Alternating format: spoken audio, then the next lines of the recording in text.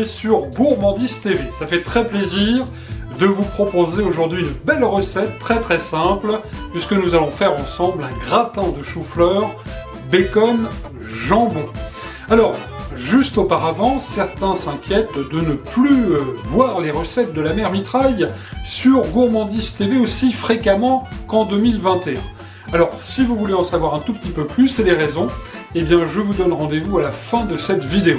En attendant, la mère Mitraille vous propose cette belle recette d'hiver. C'est la pleine saison du chou-fleur, on va se régaler. Voici donc les ingrédients sur Gourmandise TV.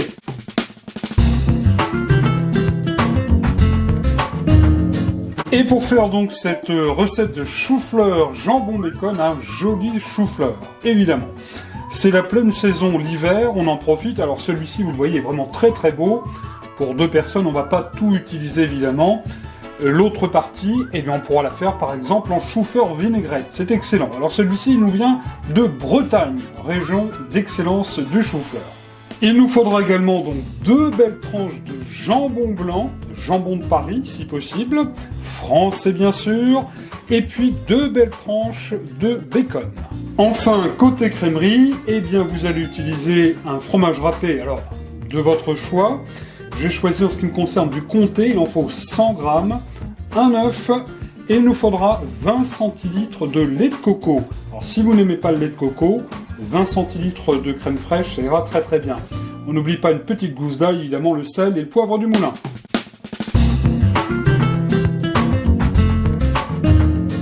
Première étape de la recette, on va préparer notre chou-fleur. Alors, on va pas y aller de main morte, comme dirait la mère Mitraille. Ça c'est vrai, on ça. va d'ores et déjà enlever les grosses feuilles. Ensuite, vous voyez, il reste encore le trognon.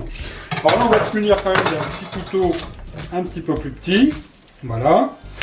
Le but est d'enlever le restant des feuilles, comme ceci. Enfin, ça, je pense que vous savez faire. Mais je vous montre quand même, parce qu'on ne sait jamais, et c'est toujours un petit peu périlleux quand même à faire. Hein. Et ensuite, voici ma méthode. Je vais venir, avec ce couteau, eh bien, couper le trognon. Voilà. Regardez, ça s'enlève tout seul. Alors ça, évidemment, pour le cheval de la mère Mitraille, il adore ça. Il en raffole. On le garde. Et là, ça nous fait automatiquement, vous voyez, des gros bouquets de chou-fleur qu'on va ensuite, bien sûr, détailler.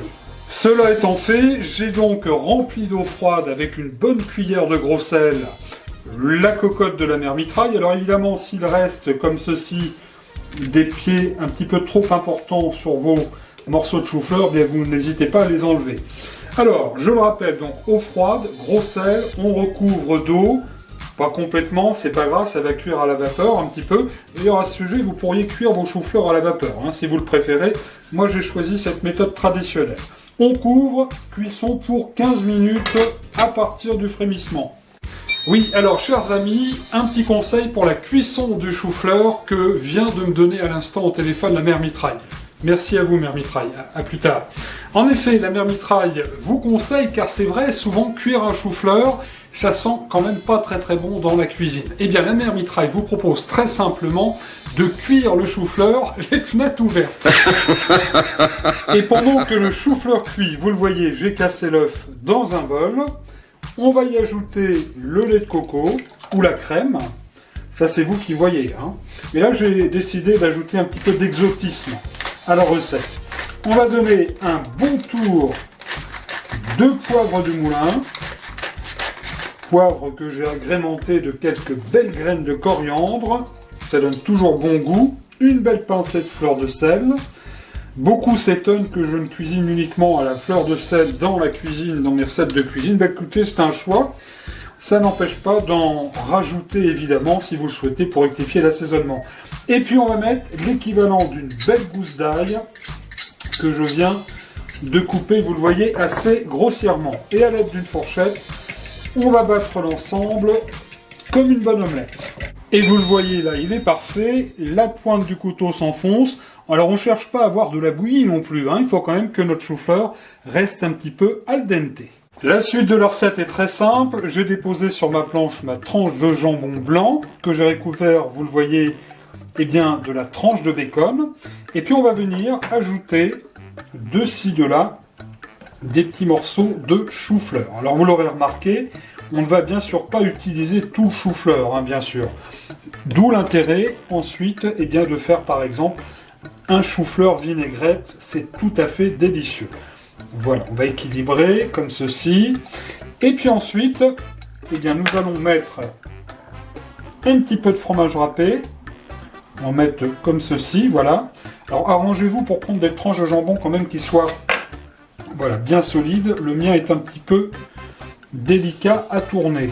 Voilà la tranche de jambon que nous aurons. Voilà, on va l'arranger comme ceci un petit peu. Et puis on va la déposer dans un plat huilé.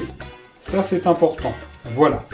Cela étant fait, vous le voyez, je viens ajouter voilà, des petits morceaux de chou-fleur, de ci, de là, qui vont venir gratiner et ce sera tout à fait délicieux. À présent, nous allons saupoudrer généreusement l'ensemble du fromage râpé, au choix. Je rappelle que j'ai pris du comté. Vous pourriez prendre de l'abondance, par exemple, ça va très très bien aussi également. Voilà. Et puis, on va venir arroser l'ensemble de notre lait de coco qui a été mélangé tout à l'heure avec l'œuf et aussi avec l'ail. Voilà, ne perd rien. Je pense que ça va pas être mauvais du tout. Et on va de nouveau remettre un tout petit peu de comté par-dessus.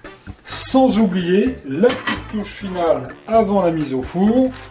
On va donner un bon tour de poivre du moulin.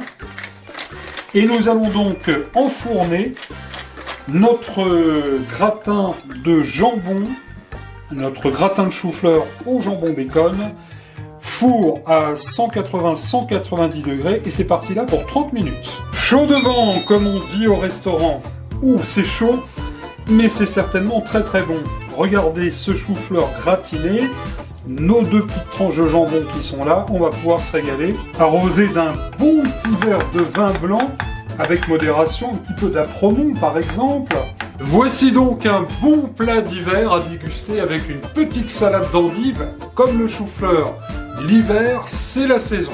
Alors, pour répondre tout de suite à votre question, à vos questions, vos interrogations, pourquoi on ne retrouve pas autant de recettes qu'en 2021 sur Gourmandise TV? Bien très simplement, de nouveaux challenges professionnels me prennent beaucoup de temps, et par conséquent, vous savez, faire des recettes, c'est aussi beaucoup de temps, donc il y a des choix à faire. Mais je ne vous abandonne pas en effet, car j'aurai le plaisir de vous retrouver sur Gourmandise TV avec les recettes de la mère Mitraille, disons 1, 2, peut-être 3 fois par mois. Abonnez-vous, pensez à la petite cloche pour vous permettre de recevoir toutes les notifications lorsque je posterai justement une vidéo sur Gourmandise TV. Je vous souhaite à toutes et à tous une nouvelle fois une très très bonne année 2022. Régalez-vous avec beaucoup de gourmandise. À bientôt.